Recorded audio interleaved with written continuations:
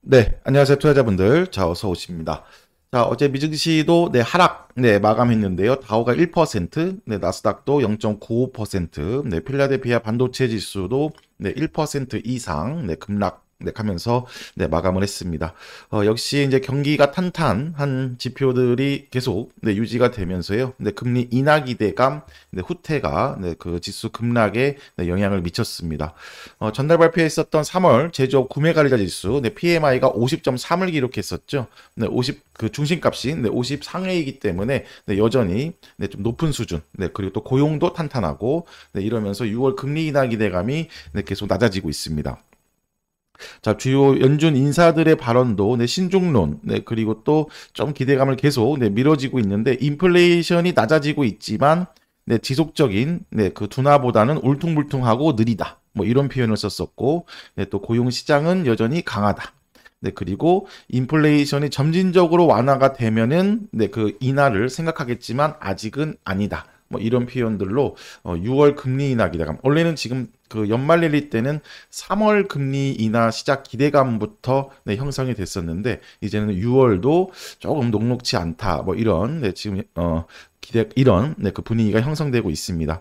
자, 이에 주요 기술주들이 바로 전날 좀 상승했었는데 바로 하락 마감을 했고, 뭐 대부분 모든 전 섹터군들이 하락하면서 미증시도 다시 한번 좀 조정에 들어가는 모습입니다. 최고치 수준에서의 추가 동력이, 추가 상승 동력이 필요한 타점에서 다시 한번 금리 부분이 그 좀 지수의 저항을 형성하고 있고, 예전에 이런 표현을 그 한번 그 썼었는데요. 금리보다 더 큰 그 호재도 없고, 반대로는 금리보다 더 큰 악재가 없어요. 그러니까 뭐냐면 다른 악재도 금리 인하 기대감이 형성되면 모든 걸 이겨내지만, 반대로 아무리 다른 호재가 있어도 금리 인하 기대감이 후퇴하면 다른 호재들을 모두 소용이 없게 만드는 그런 모습입니다. 다시 한번 좀 금리 인하 기대감 후퇴가 증시에 좀 변동성으로 작용하고 있습니다. 자, 어제 코스피는 그냥 삼성전자랑 SK 하이닉스, 그 지금 외국인이 1조 원 순매수했는데 대부분 전기전자 업종에 집중되는 모습이었습니다. 나머지 업종군들, 특히 현대차랑 기아 뿐만이 아니라 그 은행, 보험, 지주 등 최근 2월, 3월 그 코스피 랠리를 주도했었던 저 PBR도 강하게 추세를 이탈했다. 각도 조절을 했고, 자, 그다음에 코스닥도 마찬가지입니다. 지금 외국인 기관 매수 상위를 보면은 최근에 좀 그나마 좀 강했던 시총 상위 바이오가 상당히 크게 밀렸고, 그래서 변동성을 좀 더 추가로 확대했고, 이제 그나마 AI 반도체, 뭐 HBM이라든가 CXL 관련주들 중심으로 해서 AI 반도체가 그나마 좀 버티는 모습을 이제 보였습니다. 어제는 그냥 모두 전 업종군들이 좀 급락하는 그런 모습을 보였습니다. 그래서 지금 보시면은 이제 코스닥인데요. 지금 이런 타점인데, 이런 표현을 한번 좀 썼었죠. 여기 지금 보시면은 최근에 900선이라든가 880선, 그러니까 이런 그 1월 정고점을 넘겼을 때 요 구간 있죠. 요 구간이 일부 시총 상위 바이오와 그다음에 2차 전지로 올렸던 라인입니다. 그리고 어제 전에도 계속 이렇게 윗꼬리가 반복되고 있다고 말씀을 드렸습니다. 오후만 되면 윗꼬리가 반복됐었고, 갭상승 출발 때도 하락 전환했고, 이때도 약간 좀 징후가 있었던 거죠. 오후에 이렇게 변동성을 줄 때마다 어제 그 브리핑에 설명드린 대로 다 바이오가 분봉상 급락하면서 이런 변동성을 보였다. 그 뭐냐면 지금 이런 구간은 약간 가짜 상승이다. 시총 상위 일부 바이오로 올린 그런 부분인데, 그 부분들이 그냥 어제 봉 하나로 이렇게 반납을 했습니다. 그렇죠? 그래서 지금 보시면 다시 한번 1월 이런 정고점 수준, 좀 지지부진하게 박스권을 그었던 지금 이런 구간까지도 이제 열려 있는 이제 위치예요. 코스닥 주봉을 보시면, 코스닥 주봉입니다, 회원들. 코스닥 주봉을 보시면은 일단 지금 이런 정고점을 바로 그 넘길 만한 힘은 부족했다. 그렇죠? 충분히 저항을 형성할 수 있는 그런 타점이고, 그리고 딱 작년 이때도 금리 인하 기대감으로 이만큼 상승한 거거든요. 네, 중고 리오프닝 플러스 네, 금리 인하 기대감으로. 그렇죠? 네, 그리고 이때도 마찬가지. 네, 일부 시총 상위 네, 2차 전지. 네, 그리고 여기서부터 금리 공포. 그렇죠? 네, 다시 네, 그 금리 공포감으로 인해서 이만큼 하락한 겁니다, 회원분들.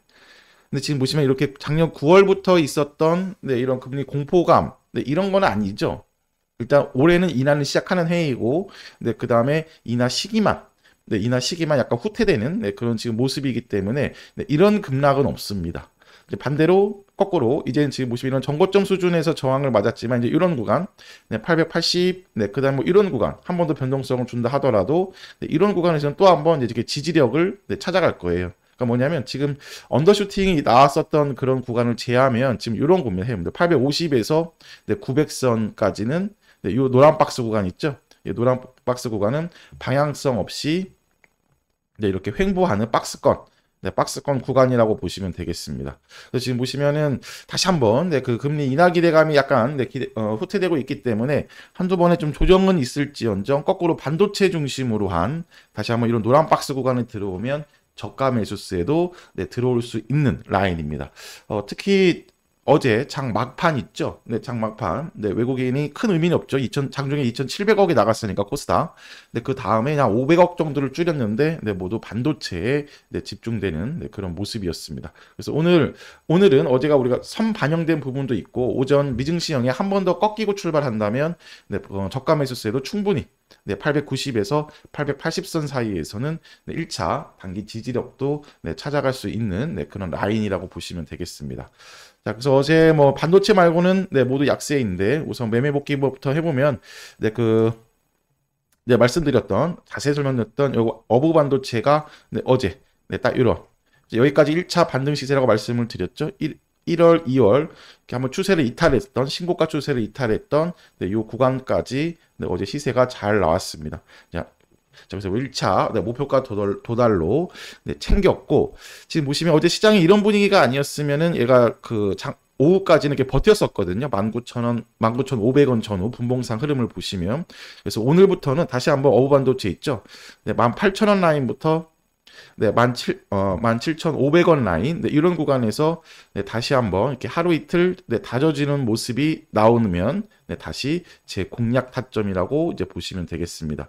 어제 이제 분봉상의 이제 흐름도 네, 자세히 좀 설명을 드렸었는데 어부반도체 여기 3분봉을 보시면 있죠. 네, 3분봉을 보시면 딱 1시 반 그러니까 시장이 추가 급락하기 전까지는 네, 이런 식으로 버텼었다.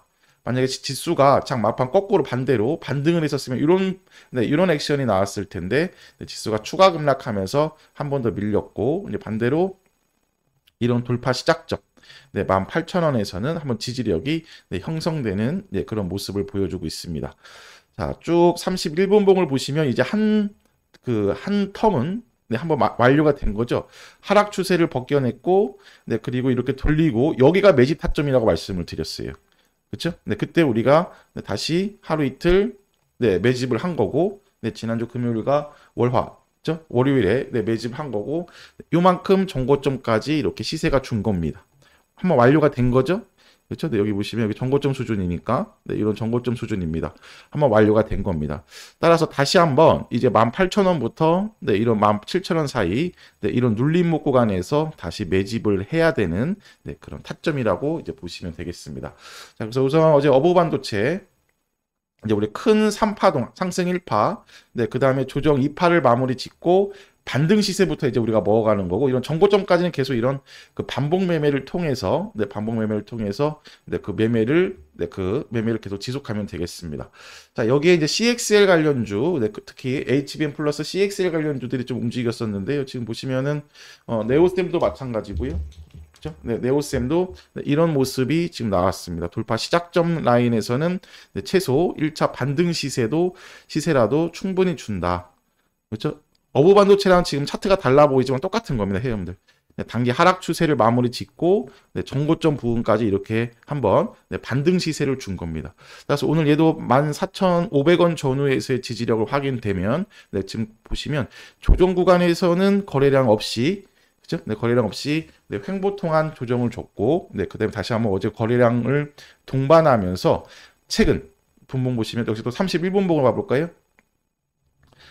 네, 우리가 그어놓은 겁니다. 그렇죠? 단기 하락 추세를 벗겨내는 봉이 한번 나온 겁니다. 이제 반등 시세를 줬고 또 하루 이틀 네, 이런 식으로 네, 요 구간 네, 요 구간에서 우리가 네, 지지력을 확인하면서 네, 모을 수 있는 네, 그런 타점을 네, 형성하고 있습니다. 그래서 보시면 어제 네오셈도 그렇고 네, 그다음에 뭐 YIK 네, 역시 엑시콘 네, 엑시콘도 네, 지금 어제 네, 급등이 좀 나왔습니다. 그렇죠? 역시 또 우리가 노란 박스로 그어놓은 겁니다. 돌파 시작점에서는 네, 최소 반등 시세가 네, 나온다고 말씀을 드렸는데 어제 아주 급등까지 했네요. 얘 좀 종목 스타일을 보면 한번 장대 양봉으로 뽑아놓고 그렇죠? 네, 또 한번 좀 조정. 장대 양봉으로 뽑아놓고 이제 조정. 근데 최근 한 3거래에는 지수 영향으로 한 번 더 밀린 부분이 있고 역시 또 똑같겠죠. 그러면 보시면 또 장대 양봉으로 뽑아놓고 네, 하루 이틀 네, 32,000원부터 31,000원 사이에서의 눌림목을 준다면 우리가 다시 한번 또 진입할 수도 있는 네, 그런 타점이라고 보시면 되겠습니다. 자, YIK도 우리가 계속 요 세 종목은 쌍둥이에요. 해요. 네오셈, YIK, 엑시콘. 네, 계속 같이 이제 그 올려드린 종목군들입니다. 네, 지금 보시면 엑시콘이 급등을 했고 지금 YIK도 상당히 지금 추세가 시장 대비 견고하다.